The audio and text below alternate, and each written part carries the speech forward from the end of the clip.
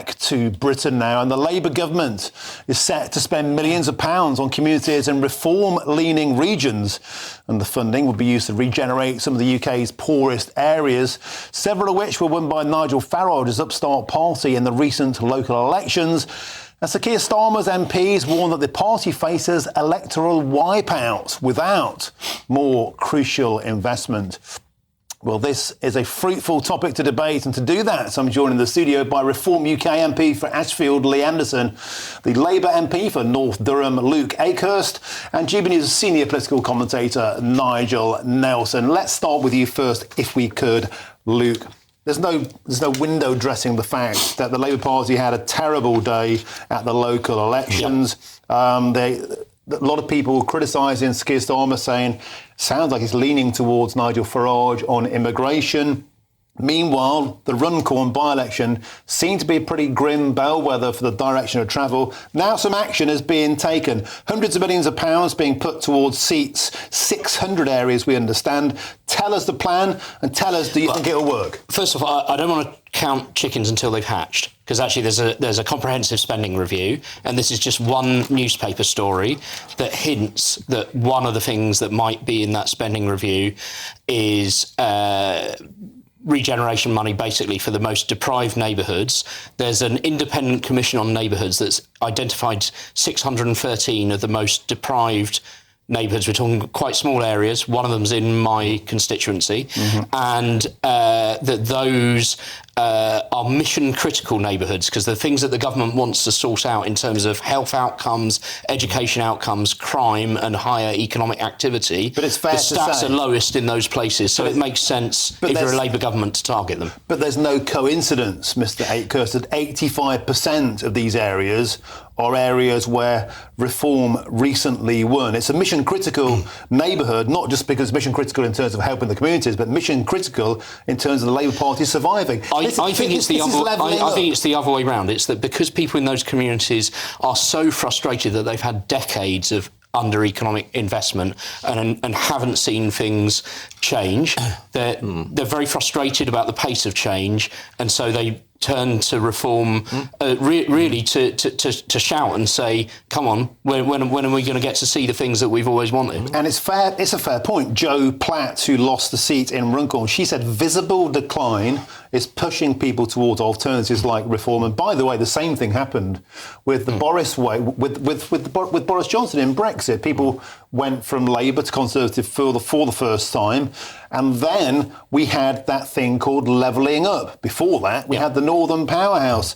Millions of pounds were thrown at the red wall to keep them to be Conservative. It didn't work then. Well, why do you think it'll work now? Nothing was put into my constituency, and people are very conscious of that they didn't get anything from levelling up. And you can go to Stanley, which is one of the two main towns, and people are very depressed by the fact that I think it was the Daily Telegraph said it was the sixth ugliest high street in Britain, and they're like, why isn't government of any type sorting that out fast enough? And that's a huge priority for me. So if it does turn out there's money in the spending review for regenerating towns like that, I will be absolutely delighted. And I think it's in line with Labour values. That's what Labour governments are for, isn't it? Trying to put more economic activity and more public spending into the communities that need it most. And I think it's absolutely fair to say that any MP would appreciate more money for their constituency. That's the point, to deliver on your promise as an elected representative. But some of the things being touted in the paper today, pardon my French, they don't particularly sound like vote winners en masse. Repairing playgrounds, that's important.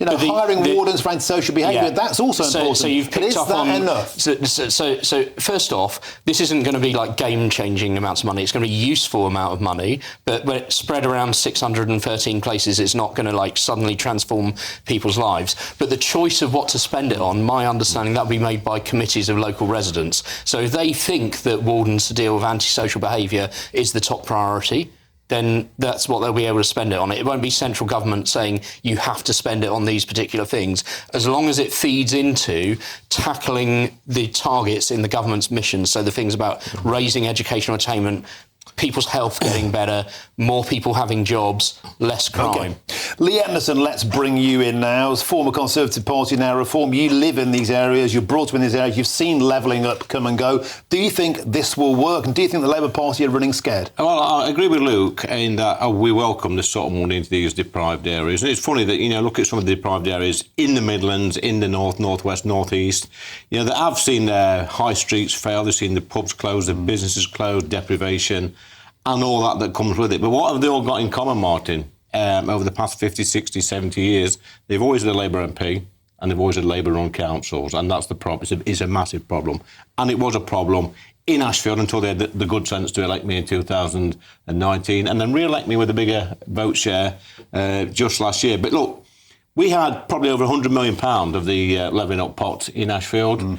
Did it do the Tories any good? No. They went from 20,000 votes down to 2,500, 3,000 votes. I think it did. What people want to see is money invested in the area that makes a real difference, something that you see every day. And that, for me, is the highways, it's the potholes, it's the roads. We've got some of the worst roads in Europe now, and if we're going to dole some money out in these communities, fix our roads. That would be my priority. This video is sponsored by Saily. Saily is a brand new eSIM service app.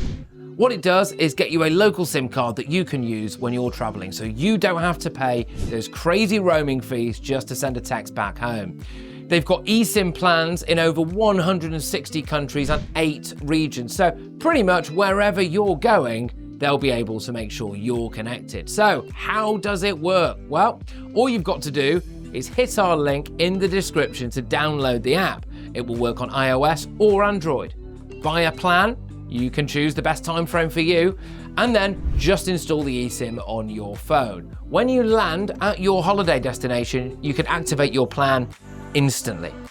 Saily eSIMs only ever have to be installed once, so when you go on your next trip, you just buy a plan for a new country, turn that eSIM back on, and just like that, you could be watching the GB News YouTube channel. You can be connected anywhere you go, and you don't have to deal with patchy Wi-Fi in your hotels. So get sorted for your next trip by downloading Saily using the link in the description below, and if you use our code NEWS at checkout, you'll get an exclusive 15% discount on us. But presumably, Mr. Akehurst, that's precisely the kind of thing that local committees that in Labour areas might choose to spend money on. So the government has already put a huge amount into a fund for potholes, and I agree that that's a priority. Actually, I think these things are important because they affect how people view the neighbourhood that they live in. But the bigger amounts of money in the spending review that are going to be really interesting are the amounts on infrastructure. And whether the mayors in areas with combined mayoral authorities manage to put in really good bids for new infrastructure, new roads, new rail networks, etc., that those really would be game-changing in terms of bringing in business and enabling people to access jobs. OK. Can I turn now to another story covering today? And there's a new poll come out. This one is by Freshwater Strategies. I think we've got a map we can put up of the change, the potential electoral landscape of Britain. To talk you through it quickly, Reform are leading. We see there once again 10 percentage points ahead now on 32. That's their second highest ever. Plus for Labour is flat on 22. The Conservatives nosediving on 19, losing 8. Liberal Democrats 15, putting 1 on. Lee Anderson, this poll is backing up what we call momentum. It's also painting a terrible picture for the Conservatives. They're simply in freefall. And it also, off the bat, the timing of this is crucial. Keir Starmer had done those trade deals with America. He'd done those trade deals with India. Doesn't seem to have resonated. It doesn't resonate, Martin. People aren't taking any notice of the Labour Party or the Conservative Party at the moment. Let's be clear, the Conservative Party, I think, in my opinion, are toast. They're finished now. And if I was allowed to, I'd show you some of the messages on my phone from Tory councillors, ex-Tory MPs who are wanting to make the move. And I'm saying, well, you just join if you want to. There's no deals to be struck that people want to come over and be promised things. Any big names you might recognise? Well, there's a few in there, but I can't divulge the information stored within my phone. But yeah, they're rattled. The rats are leaving the sinking ship, pretty sharpish. But what we want is what we saw just 2 weeks ago. We want real people from the real world, real communities like Ashfield to step up and say, we've had enough of this nonsense, we've had enough of the Labour Party, we've had enough of the Conservative Party, we're going to step up and put our name on that ballot paper, and they did in huge numbers, Martin. We had the most amount of candidates out of all the parties, and guess what? We got 10 councils, 677 councillors, 2 mayors, and a new MP. Let's bring in Nigel Nelson for a comment here. The media have called it the Nige Mayor. There's a Nige Mayor for both parties. That's a Nige Mayor. Actually, we have 2 Nige Mayors. On a serious point, both of the main political parties getting caught in a pincer movement here. Votes hemorrhaging away to the Liberal Democrats from the Conservatives and to Reform, and Labour leaking to Reform as well. We talk about the sugar rush after the local elections. Is this a blip? It's starting to look like it might be something more consecutive. It could be a trend. Well, I mean, certainly it's a trend because, I mean, Reform have either been first or second in polls for the last couple of months. So things are certainly moving. But the caution here is that we're a long way from a general election. So everything can change from that. If you were taking these particular polls, you're talking about a Reform government with a majority of more than 100. If they worked out, as I say, this was the day after the election, we would have the Lib Dems would be the official opposition, Labour in third place, and the SNP beating the Tories, and the Tories being in fifth place. So that would be a completely changed political map of Britain. But I caution, as I said, that the election's a long way away. Luke Akehurst, when you see polls like that and a second analysis of the council elections, Ed Miliband losing his seat to the Reform Party, of the 81 Westminster seats there in that map voted last Thursday, only 3 of them would return a Labour MP. Are a lot of people out there, perhaps yourself included, may I ask, feeling like I could be the next Runcorn? You know, we've got a serious Nige Mayor. Well, I don't need an opinion poll to tell me that, because I was at the count watching the votes that had been cast by people that happily voted for me in the general election, and then quite large numbers of them switched over to Reform. What are they telling you? Why are they doing that? So on the doorstep, 4 things came through.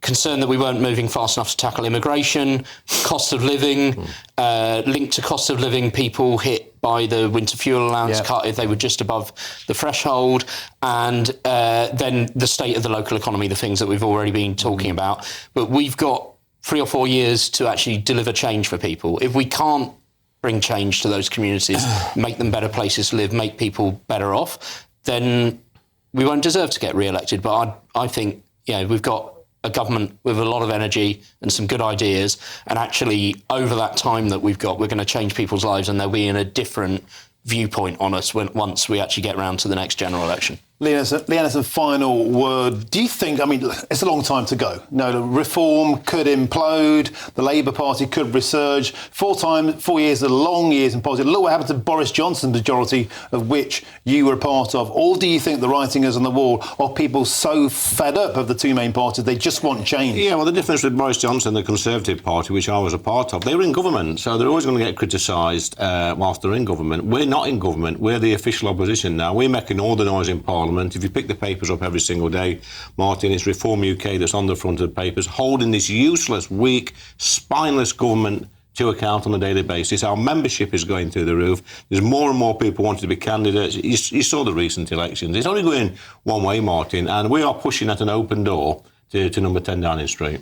Okay, gentlemen, thanks for your time. Luke Akehurst, especially, thank you for coming in today, MP for Labour for North Durham. Lee Anderson, Ashfield, and of course Nigel Nelson, our second Nige Mayor. Thank you very much.